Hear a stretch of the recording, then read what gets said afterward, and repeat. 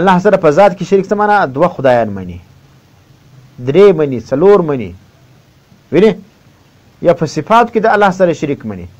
دا د الله د ذات سره شریک عقیده دا ډېر کم خلک لري، او په صفات کې چې د الله سره شریک عقیده ده دا بیخي ډېره ده. دا د مشرکین مکه اوسه ونیسې، بیا تر نن سبا چې کوم بریلویان دي تر دې ځای چې راورسېد دا ګرده په شرک په صفات باندې اخته دي. اوس هغو به هم دا ویلي چې زموږ معبودان چې کوم دي دا بوتان دا ذاتي طور څه نسي کولی، دې ته الله اختیارات ورکړي دي. او د نن مشرکان یا بریلویان هغه هم دا عقیده لري، وایي اولیاو ته انبیاو ته الله پاک اختیارات ورکړي دي چې د خلکو مددونه وکړي، خلکو ته په مشکلاتو کې د هغو حاجت راوایي وکړي، مشکل کشایي وکړي، چې آواز ورته وکړي چې یا رسول الله را مدد څه، بس دی ستا مدد کوي. الله په وایي د الله په وجه باندې د الله په مدد باندې الله دا اختیار ورکړی دی. او دا رقم پیراني پیر ته آواز وکړه نو پیراني پیر ته الله پاک دا اختیار ورکړی دی چې ستا مدد وکړي، دی در رسیږي. نو دا خو دوه ما مثال دا رقم د دوی ډېر معبودان سته. دا رقم عقیده ساتل دا د شرک عقیده ده. ولی په دې کې دا شرک فی العلم ورته ثابت کی، شرک فی تصرف دې ورته ثابت کی، شرک فی القدرت دې ورته ثابت کړه. دغه غیر د الله چې کوم دی دا تا په پټو خبر وګڼي، ته چې دلته آواز ورته کوې نو دغه د الله نبی یا ولی دا خو اوري، نو دا چې اوري دا ته شرک فی العلم ویل کېږي. ځکه د الله ما سوا ما فوق الاسباب اورېدل دا صفت د الله دی چې سبب نه یو څوک اوري، دا ته چې ویل کېږي دا ته شرک فی العلم ویل کېږي. او ما فوق الاسباب د یو چا مدد کول، وینې؟ او ما فوق الاسباب تصرف کول په کائناتو کې دا د الله صفت دی. نو ته چې د الله ما سوا بل چا دا تصرف ثابتوي نو دا ته شرک فی چې ویل کېږي تصرف ویل کېږي، شرک فی القدره ویل کېږي. نو ځکه موږ راوړو اول چې کوم دی هغه بیان د شرک و چې هغه ضد د توحید دی. ځکه قاعده ده تعرف الاشیاء بازدادها، شیان په خپلو ضد باندې پیژندل کېږي. چې څه وخت یو شي ضد ته وپېژنې نو بیا چې کوم دی هغه شی تا ته واضح کېږي. شرک په لغت کې څه ته ویل کېږي؟ حصه داري ته ویل کېږي، برخه ورکول، حصه ورکول به بل چا ته. نو شرک څه مقصد سلو؟ چې د الله حصه ته ورکړې و غیر ته، د الله صفت مختصه دا ته ورکړې چا لره؟ بل چا لره. دا لغوي معنا باندې قرآن کریم کې ډېر استعمال شوی دی. لکه ګوره سوره نساء کې راځي فإن كانوا أكثر من ذلك فهم شركاء في الثلث. که چیرې دغه میراث خواره دا زیاتولو نو بیا دوی شریکان دي په دې کې په درېیمه حصه کې. یعنې دلته شرکا څه معنا؟ حصه وړي، دا حصه داران دي په ثلث په درېیمه کې. او دا رقم سوره انعام کې راځي 149 نمبر آیت کې وإن یکن میتة فهم فیه شرکا. که چیرې دغه بیا میته وله بیا په دې کې دي چې دي شریکان دي، حصه داران دي. او دا رقم سوره طه 22 نمبر آیت کې راځي واشرکه فی امری. موسی علیه السلام چې دعا وکړه چې الله هارون علیه السلام ته نبوت ورکړه نو دی شریک کا په کار زما کې، اشرک څه معنا؟ حصه ورکړه. دا رقم دا په دې معنا باندې بیخي ډېر استعمال شوی دی. اوس شرک موږ راځو چې اصل مقصد دی شرک اصطلاحي څه ته ویل کېږي؟ په اصطلاح د شریعت کې شرک څه ته ویل کېږي؟ هغه شرک چې د هغه ذم بیان کړی دی قرآن کریم 161 واره ذکر کړی دی. 161 واره قرآن کریم د شرک مذمت بیان کړی دی. او بیا قرآن کریم ذکر کوي ان الله لا یغفر ان یشرک به ویغفر ما دون ذلك لمن یشاء ومن یشرک بالله فقد افترى اثما عظیما. یقینا الله نه بخشي چې شرک وسي د سره، او بخشي هغه چې ما سوا د شرک څخه وي. الله شرک نه بخشي، خو د شرک څخه چې کمې ګناوې دي، چې هر رقم غټه ګناه وي چې الله فضل پر انسان باندې وکړي او ګناه ور بخشي، خو شرک چې کوم دی هغه الله نه بخشي. دا دونه بده ګناه ده. ومن هر څوک یشرک چې چې شرک وکړي بالله د الله سره په ذات کې یا په صفات مختصو کې فقد افترا اسما عظیما تحقیق سره د وتړله دروغ وینې دروغ د ځانه وتړل او بیا دا ګناه ده اسما عظیما فقد افترا اسما عظیما د وتړله یو ګناه ډېره لویه وینې افترا د اسم عظیم وکړه قرآن کریم بل ځای ذکر کوي سورة نساء 114 نمبر آیت کې ذکر کوي ومن یشرک بالله فقد ضل ضلالا بعیدا څوک چې شرک وکړي د الله سره په ذات کې یا په صفات مختصو کې تحقیق سره د ګمراه سو په ګمراهي لیرې سره ډېر لیرې ګمراه سلو یو خو د لږ ګمراهي د لارې څخه لږ اوښتي مشرک دومره غټ ګمراه دی چې د هغه لارې هدایت ته راغلل ډېر مشکل کار دی اوس چې کوم دی دا دوه آیات چې موږ ذکر کړو په دې کې په دا اول آیت کې رد ولو پر شرک د احبارو د علما باندې علماء سو علما هم مشرکان راځي داسې علما چې لوی لوی پګړۍ به یې تړلي وي او برېتونه به یې خریلي وي او ډانسونه به کوي مسجدو کې وایي زه موحد یم ته ماته څنګه مشرک وایه په مسجد کې به د ذکر په نامه باندې دی څه کوي ډانسونه کوي او دی به څه وایي وایي زه موحد یم ته په ماته مشرک ولې وایه اوازونه به کوي چیغې به لګوي درایل به په دې خبره باندې وایي چې شیخ عبدالقادر جیلاني چې دی دا مشکل کشا دی دا را رسېدونکی دی ما فوق الاسباب مدد کوي د انسانانو چیغې ورته وایي یا شیخ عبدالقادر جیلاني وینې دا رقم دی یا رسول الله د نارو ترغیبونه ورکوي و یا محمد یا رسول الله دا نارې وهي دا د مسلمانانو شعار دی نبی علیہ السلام یا رسول الله صلی الله علیه وسلم دا د انسانانو مدد کوي په وخت مشکلاتو کې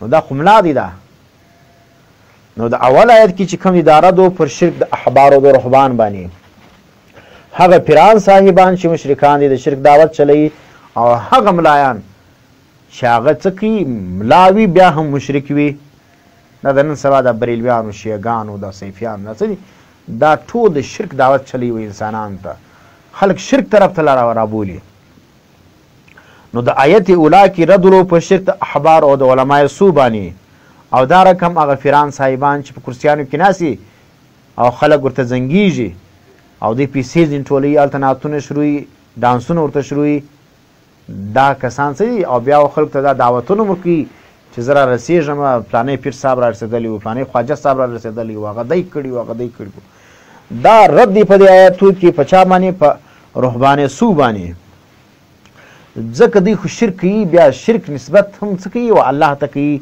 ثبوت یې د الله په کتاب باندې کوي دا ډېر بد مشرکان دي عالم چې مشرک سي دا ډېره خطرناک خبره ده نو ځکه هلته څه ویل فقد افترا اسما عظیما دا یې ډېره لو ګناه وتړله وینې دا ابترا یې وکړه ابترا څه ته دروغ تړل چې د الله د کلام سره د شرک ثابتي دا غټه ابترا ده او دا دویم آیت کې چې ذکر سو من یشرک بالله فقد ضل ضلالا بعیدا دا سوره نساء 114 نمبر آیت کې دا کې رد د شرک د عوامو دی چې عوام مشرکان هم راځي ځکه عوام ته څه ویل کېږي کل انعام عوام کل انعام عوام دی لکه حیوانان حیوان په دا نه پوهېږي دا ښه شی دی دا بد شی دی د عاقبت به څه ښه به وي بد به وي وینې قرآن کریم ذکر کی سورہ مائدہ 2 نمبر آیت کی انه من یشرک بالله فقد حرم الله علیه الجنہ ومأواه النار وما للظالمین من انصار انه بشکا شان دادی من هر هغه څوک یشرک بالله څوک شرک وکړي د الله سره په ذات یا په صفات مختصو کې فقد حرم الله په تحقیق سره الله حرام کړي په د باندې الجنة جنت ورته ګوره مور چې دا د شرک ډېر بد شی دی مشرک سړی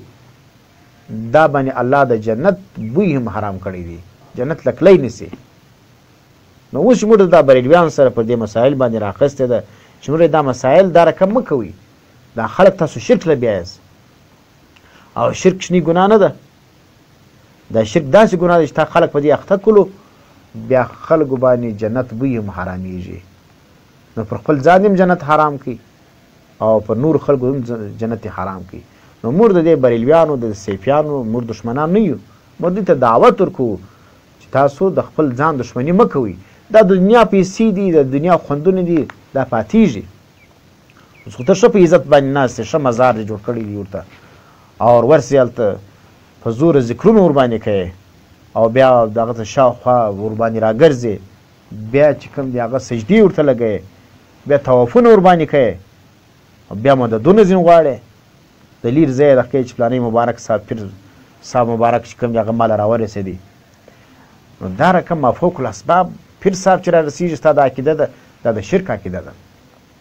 موږ پر تا رحم کوو چې دا عقیده پرېږده، ځکه قرآن کریم فرمایي انه من یشرک بالله فقد حرم الله، شان دا دی څوک چې شرک وکړي د الله سره په ذات کې یا په صفات مختصه وکړي. ځکه ماتل شرک فی ذات ډېر کم دی، شرک فی صفات بیخي زیات دی. د مشرکین مکه اوس ونیسئ بیا د نن تر صیفیانو پورې دا ټول شرک فی صفات کې اخته دي. وینې علم غیب ثابتوي، نبی علیه اسلام لره قدرت ثابتوي، انبیاء کرامو لره، اولیاء کرامو لره. انبیاء په پټو خبر دي، اولیاء په پټو خبر دي. وینې اولیاء او انبیاء مفوق الاسباب د انسانانو مدد کوي، حاجت روایی یې کوي، مشکل کشایي یې کوي، او دا خلق به آوازونه ورته کوي، هغو لره دا د دوی عقیده ده. نو د چې دا عقیده یې سوله فقد حرم الله علیه الجنه، تحقیق سره حرام کړی دی الله په ده باندې جنت، ومأواه النار، ځای د ده به اور وي. دا سړی ظالم دی، دا مشرک، که ملا دی کامې دی چې هر څوک دی. وما للظالمین من انصار، نسته ظالمان دپاره من انصار څوک مددګار. دا شش سلو دا ګوره قرآن کریم رد د شرک دومره قدر کړی دی او په ډېر سخت انداز باندې کړی دی، او الله د شرک څخه ډېر بد کیږي او د مشرک څخه ډېر بد کیږي. نو ځکه موږ چې دغه د تاسو به دا وایئ چې د بریلویانو سره ولې دونه تار اخیستې ده او دونه قدر دغو خلاف دغه کوې، نور ولې نه کوې؟ نو ځکه بریلویان چې کوم دي یا دا سیفیان، دا خلک شرک له رابولي، او د شرک ثبوت په قرآن او په حدیث باندې کوي، او خلک د الله د در سره رابولي د غیر الله در لره. نو چې دا عقیده دی کوي، دا کار کوي، نو ځکه موږ دوی مخ ته رکاوټ جوړېږو، او پر هر محاذ باندې د هر دلیل جواب انشاءالله کوو. نو دا هغه شرک دی چې دا ګوره چې د دې مذمت قرآن کریم بار بار ځای پر ځای باندې دا ذکر کړی دی. اوس شرک څه ته ویل کېږي؟ امام راغب اصبح 502 هجري کې دا هغه عالم دی چې 502 هجري کې دی وفات شوی دی. هغوی شرک د انسان څه ته ویل کېږي؟ فی الدین ضربان دوه قسمه دی. معنی انسان چې شرک کوي، دا ګوره د شرک تقسیمونه مختلف علماو په مختلفو اندازو باندې کړي، دا اصطلاحات دي، فرق نه لري. چا اکبر و اصغر لره تقسیم کړی دي. وینې چا چې کوم دی هغه بل تقسیم کړی، شرک فی العلم، شرک فی القدره، شرک فی الفلانی. وینې نو اوس امام راغب اصفهاني دا چونکې پخوانی عالم دی، هغه شرک د انسان په دین کې دوه قسمه دی. معنی چې انسان په دې دین کې شرک کوي، د دې دوه قسمونه دي. یو خو شرکت چې کوم دی هغه په دنیایي امورو کې، نه په شرک په دین کې درښیي. یو چې کوم دی شرک عظیم دی، یو شرک صغیر دی. عظیم و صغیر ته تقسیم کړی دی. عظیم څه ته وایي؟ اثبات شریک الله تعالی، شریک لله تعالی، یقال اشرک فلان بالله ذلک اعظم کفر. وینې یو دا د شرک عظیم دی چې ډېر غټ شرک دی، چې یو سړی ثبوت وکړي د الله لپاره د شریک. وینې شریک ثابت کړي الله لره په ذات کې، په پوهېږي ذات کې شریک څه ته ویل کېږي؟ چې د الله رقم ذات وګڼې، د هغه رقم مختار وي، د هغه رقم پیدا کوونکی د اسمانو د مځکې وي، د هغه رقم هغه څه وي عالم الغیب وي، دا رقم د کوم صفات الله لره موږ ثابتو، دا هغه غیر د الله لره شریک د الله لره ثابت کړي، دا ته شرک کبیر ویل کېږي. او یا دا رقم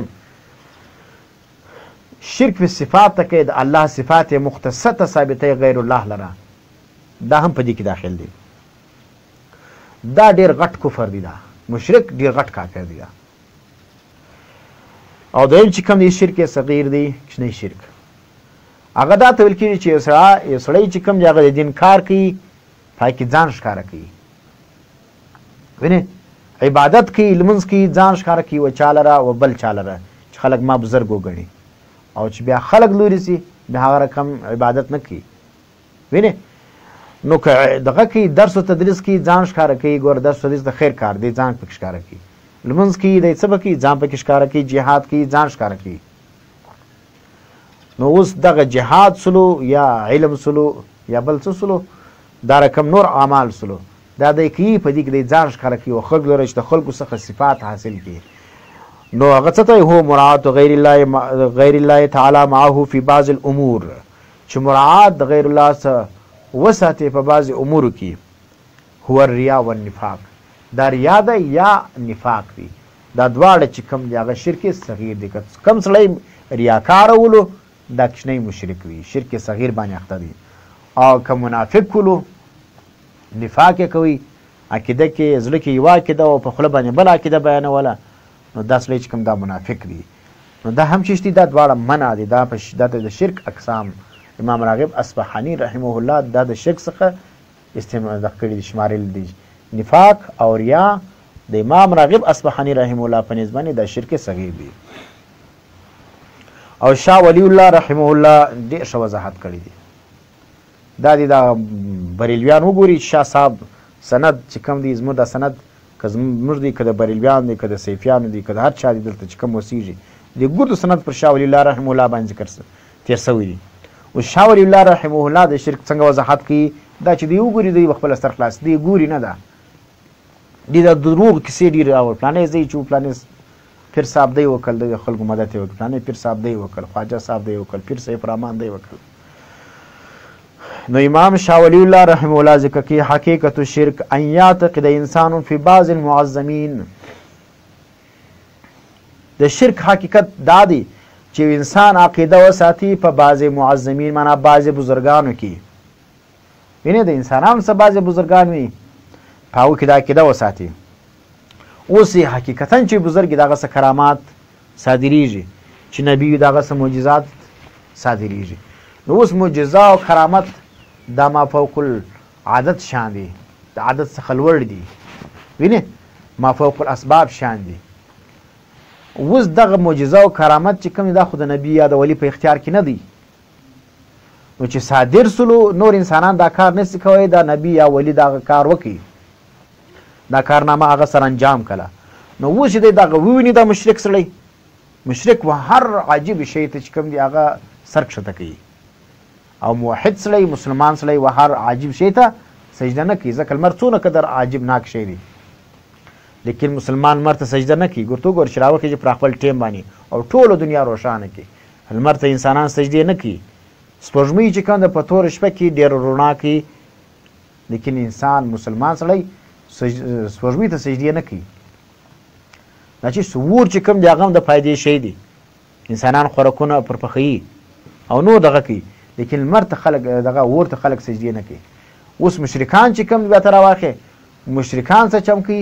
لمر ته هم سجده کوي، اور ته هم سجده کوي، سپوږمۍ ته هم سجده کوي، ستور ته هم سجده کوي. چې هر هغه شی وي چې په هغه کې یو عجیبه موجوده وي دی هغه ته سجدې کوي. تر دې حده پورې چې هندوان هغه غوا ته سجدې کوي. غوا د دې مشکل کشا ده، حاجت روا ده، د هغه بولي هغه څه کوي؟ هغه په ځان باندې تېروي، پر ځان باندې اچي. دا چې سلو نو دغه اثار عجیبه چې په مخلوقاتو کې انسانان وویني، نو مشرکان چې کوم دي چې په انسانانو کې هغه مشرک طبیعت انسانان دي، هغه څه چمو کې هغه انما صدرت لکونه متصفا بصفات الکمال، بصفت من صفات الکمال. دا مشرک طبیعت سړی څه وایي چې دغه شی د صادر سلو نور انسانان نشي کولی، دا عجیبه شی، دا معجزه یا کرامت. موږ ویلي چې معجزه او کرامت د ولی او د نبي په اختیار کې نه دي. او چې دا ځین صادر سلو نو د عقیده جوړ سي چې بس دا چې سلو دا په صفات کمالیه او د الله باندې د چی متصف دی. نو الله چې کوم کارونه کوي هغه کار دیم کوي سي. اولاد غواړي بیا پیر صاحب له روان وي، وینې قبر له رواني اولاد به ماده نه کوي، ته به یې جوړوي مې او نه مې د توسل ورکړی وای، دا موږ توسل کوو. د نبي څخه براه راست یا د ولي څخه براه راست حاجتونه غوښتل، د هغو په باره کې د عقیده ساتل چې دا په ما په حالات باندې خبر دی او کائنات کې تصرف کوي. وریځ راولي، ځکه بعضې بریلویان د عقیده ده چې هغه وایي دا اکتاب او دا دغه چې کوم دي دا کتب دا په کائناتو کې چیش لري دا تصرف لري په هر شي باندې وای خبر دی په هر ذره باندې خبر دی حلول یې پکې کړی دي نو اوس دغه څه دی دا صفات کمالیه دی د غیر الله لره ثابتې د الله صفات و غیر الله لره ثابتې ځکه دغه خو په نور انسانانو کې دا رقم صفات نسته دا صفات عجیبه نو چې نسته دا خاص د الله سره او دلته په غیر د الله کې رالو نو معلومه خبر ده چې نور انسانان دغه معجزه او کرامت د دغه څه نه صادریږي نو چې د صادر سلو هغه فعل د الله دی نو ځکه دی راولاړ د دې فعل نسبت خاص ورته چاته کوي دی غیر ته کوي و به دا د کړی دی ځکه موږ د بریلویان سره جګړه پر دې شی باندې ده چې معجزه او کرامت دا په اختیار د بنده کې نه دي دا مشرک طبیعت انسانان دا وایي چې معجزه او کرامت چې کوم دي دا د انسان په اختیار کې دي موحد طبیعت انسانان چې کوم دي هغه څه وایي هغه دا فعل د الله دی پر دې باندې ډېر دلایل موږ علماو لیکلي دي چې معجزه او کرامت د انسان په اختیار کې نه دي نو ځکه دوی دا عقیده ساتي وایي دغه چې سلو چې دا صفات د اثار عجیبه چې هغه موږ ویل دا معجزه یا کرامت دی نو دا چې د صادر سلو نو دا بس الله پاک د صفات د الوهیت ورکړي دي وینې نو بیا څه کوي دا سړی عقیده ساتي بیا مختلف قسم خرافات کوي وایي وینې او غیر ذلك مما يظنه هذا المعتقد من انواع الخرافات فيتذلل عنده بیا دی راولیږي د دغه غیر الله مخ ته تذلل کوي عاجزي کوي لاس پر نامه ورته ولاړ وي وینې سجدې ورته کوي په لاسو په پښو یې مچوي پړ مخکې ورته پروت وي د هغه په نامه باندې نظرونه کوي د هغه په باره کې بیا دا عقیده ساتي چې ما په حالات باندې خبر دی هغه ته بیا اواز کوي ما فوق الاسباب په کور کې ناست دی هغه سل میله ځین لري بیا اواز ورته کوي او دا عقیده چې زما اواز اوري او بیا دا عقیده هم لري چې زما مدد هم کوي سي او دا خبرېدل یا دا مدد کول د هغه باره کې دا عقیده چې الله دا اختیار وکړی دی الله یې پاوري نو اوس چې سلو دی دا تذلل کوي دا عبادت سلو د دی غیر الله اوس یې به د قبرو باندې چې خلک طوافونه کوي او یا د هغه غیر الله د نامه ذکرونه کوي یا شیخ عبدالقادر جیلاني یا شیخ عبدالقادر جیلانی شیء لله اوس دا کلمه څه دا بریلویان دا جایز ده حالانکه تو علما وګوره علما فتاوا وګوره هغه دا کلمه دا د کفر کلمه ده څه معنا ده یا شیخ عبدالقادر جیلانی شیء لله نعوذ بالله شیخ عبدالقادر جیلانی څخه خدای جوړ کړی دی او خدای ورته وسیله کوي ای شیخ عبدالقادر جیلانی یو شی راکه د الله د پاره ورته وګوره دا شیخ عبدالقادر جیلانی څه به کړي دا مختار ګڼلی دي د ټول کائنات چې هر شی غواړه د شیخ عبدالقادر جیلانی څخه غواړه او الله ورته واسطه کوه او موږ مسلمانان عقیده څه ده موږ دا وایو چې د الله څه به شی غواړي غیر د الله به ورته واسطه کوي نیک بنده ورته واسطه که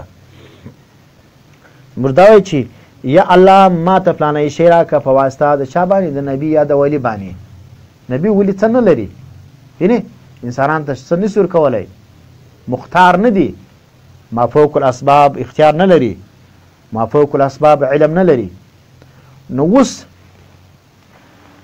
دی چې راولاړېږي دا غیر الله لره ګور دا کلمه وایي یا شیخ عبدالقادر جیلانی شیء لله د بریلویانو په ډېر شد امت باندې دا خبره ذکر کړې ده باقاعده کتابونه پرې لیکلي دي نو اوس دا خبره ته کوي دا خبره چې کوم ده دا زموږ علماو لیکلې ده د کفر حد ته رسېږي دا خبره بیا په دې کې ډېر دغه تفصیلات سره بیا وګوري ويعاملوا معه معامله العباد شاه صاحب ذکر کوي شاه ولی الله حجت الله البالغه صفحه نمبر 98 کې وایي دغه سړی چې دغه کرامت یا معجزه د نبي یا د ولی څه ولیدله اوس خدای تذلل ورته کوي او بیا د معامله کوي د ده سره داسې معامله چې هغه بندګان کوي د الله سره چې د الله سره بندګان کومه معامله کوي دغه سړی راولاړېږي د نبي یا د ولی سره هغه معامله کوي دا چې سلو دا شاه صاحب دا شرک دی دغه حقیقت کې دا شرک دی په فوز کبیر ته د اصول تفسیر شاه ولی الله رحمه الله ډېر ښه کتاب لیکلی په الفوز الکبیر په هغه کې د شرک تعریف ذکر کوي و شرک ان یثبت لغیر الله تعالی لغیر الله سبحانه وتعالی شیئا من صفاته المختصة به. شرک دا ته وایي چې یو سړی ثابت کړي د الله ما سوا لره یو شی د صفات مختصو څخه چې کوم صفات د الله سره خاص دي. ګوره هر صفت نه، اوس الله هم اوري بنده هم اوري، دا شرک نه دی. خو د الله اوریدل دا یو قسم دی، د بنده اوریدل بل قسم دی. الله هم عالم دی بنده هم عالم دی، دا شرک نه دی. دا صرف اشتراک اسمی دی ته وایي. نه چې د الله رقم علم و غیر د الله لره ثابت کړي دا ته شرک ویل کېږي. د الله رقم اوریدل چې غیر د الله لره ثابت کړي دا ته شرک ویل کېږي. د الله رقم لیدل وینې دا وغیر د الله لره ثابت کړي دا ته شرک ویل کېږي. هغه که بیا نبي وي که ولی وي که جن وي که فرشتي وي چې هر څوک وي چې تا دا صفت ورته ثابت کړي چې د الله په شان دی، ویني د الله په شان دی، اوري د الله په شان دی، قدرت لري د الله په شان دی، تصرف کوي کائنات کې، نو بس دا چی سلو دا شرک سلو. او علامه تبتزانی رحمه الله شرع عقاید نصفیه کی ذکر کی صفحه نمبر 56 کی. او الاشراک و اثبات شریک فی الالوهیه. اشراک څه ته ویل کی؟ شرک چې شریک ثابت کی په الوهیت کی، په خدای توب کی د الله سره شریک ثابتول.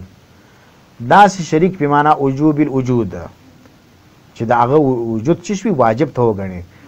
لکه څنګه چې مجوسیان د شرک په ذات ویل کیږي. مجوسیان څه دي؟ هغه د الله سره په ذات کې داسې شریک غني چې هغه واجب الوجود غني. او بیا څه کی؟ او به معنا ما لعبادت الاصنام، یا په دې معنا باندې د ولای شریک ثابتوي الله لره چې دا غیر د الله مستحق د عبادت دی. لکه څنګه چې عبادت الاصنام ولو د بوتانو چې کوم بندګان ولو هغه د الله ما سوا بوتان لره څه کول؟ هغه شان عبادت کوي چې څنګه شان عبادت الله لره کوي. الله د پاره المنځ کول د غیر د پاره المنځ کوي. الله د پاره په کعبه باندې طواف کوي، نو د الله د غیر د پاره هم څه کوي؟ د غیر پر کور باندې، د غیر پر قبر باندې، ویني، یا د غیر شاوخوا پر هغه بت باندې یا پر قبر باندې یا پر هغه ذات باندې شاوخوا دی څه کوي؟ طواف کوي. د الله په نامه نظرونه کوي، د غیر په نامه نظرونه کوي. دا چې سلو دا ته شرک ویل کیږي. د ګوره د مردانې د ځانه دا خبرې کوو. ګوره دا شاه ولی الله رحمه الله حجت الله البالغه، شاه ولی الله الفوز الکبیر، بیا شرع عقاید نصفیه کی علامه تفتزانی رحمه الله. او دا رقم موضح القرآن کی شاه عبدالقادر دهلوی رحمه الله ذکر کی ان الشرک ان یعتقد الصفة المختصة به تعالی فی غیره. شرک څه ته ویل کیږي؟ چې انسان عقیده وساتي د صفت مختصه چې هغه صفت خاص وي د الله سره، فی غیره په غیر د الله کې مرته ویلو. د الله رقم علم غیر د الله لره، د الله رقم قدرت غیر د الله لره، د الله رقم تصرف غیر د الله لره ثابتول دا ته شرک ویل کیږي. بس کأن یعتقد انه عالم الغیب. ورته ګوره شاه عبدالقادر رحمه الله ذکر کی لکه ګوره علم کل شیء، او الله خبر دی په هر څه باندې، وهو فعال لما يريد. الله فعال دی، کوونکی دی هر څه لره. اوس دغه شی چې کوم دی ته د دې دا عقیده وساتې د غیر د الله په باره کې، که نبي وي که ولی وي که فرشته وي که جن وي چې هر څوک وي، دا په باره کې دا عقیده وساتې چې دا غیر د الله چې کوم دی عالم الغیب دی. اوس بریلویان وایي او سیفیان څه وایي؟ نبي اسلام عالم الغیب دی. نو شاه عبدالقادر رحمه الله څه وایي؟ چې عقیده وساتې چې دا عالم الغیب دی، دا شرک دی. نو ته دا د شاه عبدالقادر په دې خبر به څه کوي؟ بیا عالم الغیب اطلاق چې د غیر د الله باندې سوی هغه شوي لغتن وي، خالي حقیقتا عالم الغیب صرف الله دی. و یعلم کل شیء، او دا رقم دا غیر د الله خبر دی په هر څه باندې، او کوونکی دی هر څه لره. یا دا غیر د الله چې کوم دی مالک د نفع او د ضرر دی. وینې دا نبی یا ولی چې ته اوازونه ورته کوې ستا باره د هغه باره کې دا عقیده ده چې دا عالم الغیب دی، نو د هغه په باره کې ستا څه عقیده ده چې دا مالک د نفع او د ضرر دی. ته عبادت دې دپاره کوې چې زه دا عبادت د وکړم ما ته فایده رسېږي، که نه وکړي بیا مال کې نقصان راځي. او یعظمه بتعظیم الله تعالی، دا هم شرک دی چې د غیر الله داسې تعظیم وکړي چې په شان د تعظیم د الله وي. وینې لکه اوس ګور الله له موږ په لاس په نامه ولاړ یو، بیا سر ورته کښته کوو، بیا سجده ورته لګوو، اوازونه ورته کوو، دعاوې ځینې غواړو، دا رقم ته د غیر د الله سره دا معامله وکړې، لاس په نامه ورته ودرېږي، وینې. اور بیا چې کوم دی هغه سجده ورته کوي، رکوع ورته کوي، د هغه په نامه باندې نظرونه کوي. نو چې دا رقم عقیده ته وساتې، د غیر الله سره معامله وکړي، تعظیم د غیر الله دی تعظیم وکړي لکه څنګه چې د الله تعظیم موږ کوو. که ان یسجد له، اوس ګوره شاه عبدالقادر خپله وضاحت کوي رحمه الله، لکه سجده چې وکړي و غیر الله لره، او یدعوه فی الحوایج، یا اواز وکړي د لره په حوایجو کې، په ضروریاتو کې، ته ډېر په مشکل کې بس आवाज ورته کوي. اوس په مشکل کې انسان سي الله ته आवाज کوي، دی راولاړ سي شیخ عبدالقادر جیلاني ته نارې وایي، پیران فیره راورسېږي، یا څه आवाजونه کوي چې یا رسول الله اغیثني، ای د الله رسول زما مدد وکړه، وینې، یا شیګان څه وایي، یا علي مدد، یا حسین مدد، یا فاطمه، دا आवाजونه کوي، یا محمد صلی الله علیه وسلم. نو نبی اسلام ته आवाज کی، یا حضرت فاطمه ته आवाज کی، یا حضرت حسین ته आवाज کی، یا حضرت علی ته आवाज کی. او دا عقیده یې دی څه کوي، زه چې आवाज ورته وکړم ما ته فایده رسي، که مې نه ورته وکړي نقصان هم رسي. او دا عقیده یې دی مختار دی، بس دا ته شرک ویل کېږي. شرک څه غوږونه نه لري، لکۍ نه لري. نه مشرک دا رقم دی چې مشرک به ته دی معلومې چې د هغه به لکۍ وینې، یا پر څلور روان وي. مشرک د هغه رقم انسان دی خو چیش دی عقیده یې نجسه وي. اوس دا بریلویانو سیفیان ته وګوره، ښه تر موږ ښایسته، ښه شکلونه، ښه لنګوټې، وینې، ښه ذکرونه، لیکن عقیده کې نجاست پروت دی، د شرک نجاست دی، د بدعاتو نجاست پکې پروت دی. نو ځکه مشرک چې کوم دی هغه د هغه رقم انسان وي، د هغه رقم ملا وي، د هغه رقم قرآن وایي، د هغه رقم حدیث وایي، د هغه رقم بخاري وایي، دی نه چې مدرسې هم نه لري، جاهلان وي، ښه علما کې پکې وي، لیکن عقیده کې نجاست پروت وي. وینې، د شرک ثبوت دی د قرآن څخه